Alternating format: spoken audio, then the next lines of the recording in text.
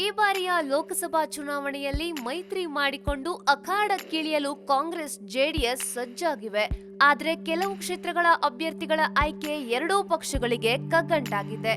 ಅಂತಹ ಕ್ಷೇತ್ರಗಳಲ್ಲಿ ಮಂಡ್ಯ ಕೂಡ ಒಂದು.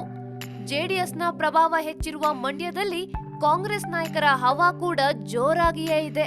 ಅಲ್ಲದೆ ಈ ಬಾರಿಯ ಚುನಾವಣೆಗೆ ಅಂಬರೀಶ್ ಅವರ ಪತ್ನಿ ಸುಮಲತಾಗೆ ಮಂಡ್ಯದಿಂದ ಟಿಕೆಟ್ ನೀಡಬೇಕು ಅಂತ ಕಾಂಗ್ರೆಸ್ ಬೆಂಬಲಿಗರು ಪಟ್ಟು ಹಿಡಿದಿದ್ರು. ಇತ್ತ ದೇವೇಗೌಡರ ಮೊಮ್ಮಗ ನಿಖಿಲ್ ಕುಮಾರ್ ಮಂಡ್ಯದಿಂದ ಸ್ಪರ್ಧೆಗಿಳಿಯುವ ಸಾಧ್ಯತೆ ಇದೆ ಎನ್ನಲಾಗಿತ್ತು. ಹೀಗಾಗಿ ಇಲ್ಲಿನ ಟಿಕೆಟ್ ಹಂಚಿಕೆ ಒಂದು ರೀತಿಯ ಸವಾಲಿನದ್ದಾಗಿತ್ತು. ಆದ್ರೆ ಇದೀಗ ಹೊಸ ಲೆಕ್ಕಾಚಾರ ನಡೆಸಿರುವ ದೇವೇಗೌಡರು ಜಾಣತನ ಹೆಜ್ಜೆ ಇಡುವ ಮೂಲಕ ಒಂದೇ ಕಲ್ಲಿಗೆ ಎರಡು ಹಕ್ಕಿಗಳನ್ನ ಹೊಡೆಯಲು ಮುಂದಾಗಿದ್ದಾರೆ ಎಂಬ ಮಾಹಿತಿಗಳು ಲಭ್ಯವಾಗಿವೆ.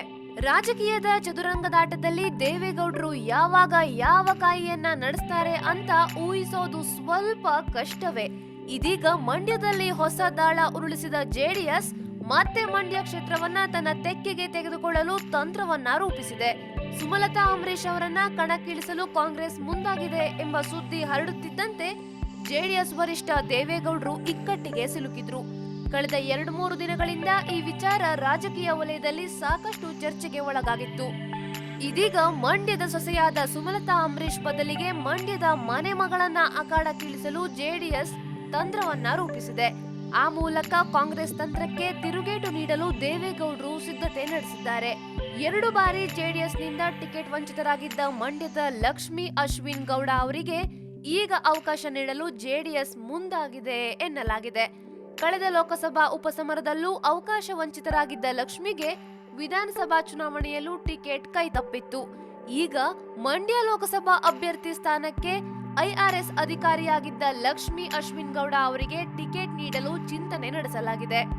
ಸಿಎಂ ಕುಮಾರಸ್ವಾಮಿ ಅವರ ಪುತ್ರ ನಿಖಿಲ್ಗೆ ಮಂಡ್ಯದಿಂದ ಸ್ಪರ್ಧಿಸಲು ಅವಕಾಶ ನೀಡಿದ್ರೆ ಕುಟುಂಬ ರಾಜಕಾರಣದ ಆರೋಪ ಬರುತ್ತೆ.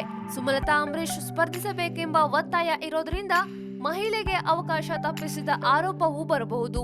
ಈ ಕಾರಣಕ್ಕಾಗಿ ಇನ್ನೋರ್ವ ಮಹಿಳೆಗೆ ಅವಕಾಶ ನೀಡುವ ಮೂಲಕ ಜೆಡಿಎಸ್ನಿಂದಲೇ ಅಭ್ಯರ್ಥಿಯನ್ನ ಕಣಕ್ಕೆ ಇಳಿಸಲು ದೇವೇಗೌಡರು ತಂತ್ರ ರೂಪಿಸಿದ್ದಾರೆ ಎನ್ನಲಾಗಿದೆ.